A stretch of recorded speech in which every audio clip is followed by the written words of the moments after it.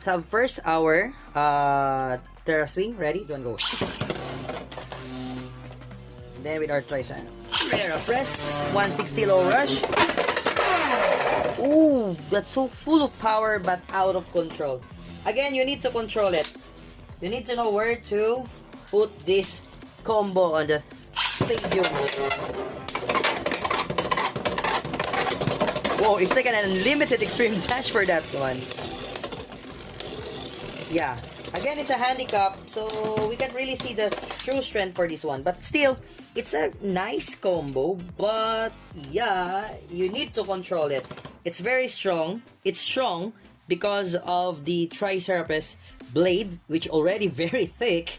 And then having that one-sided ratchet, which is a very nice and balanced effect for the blade.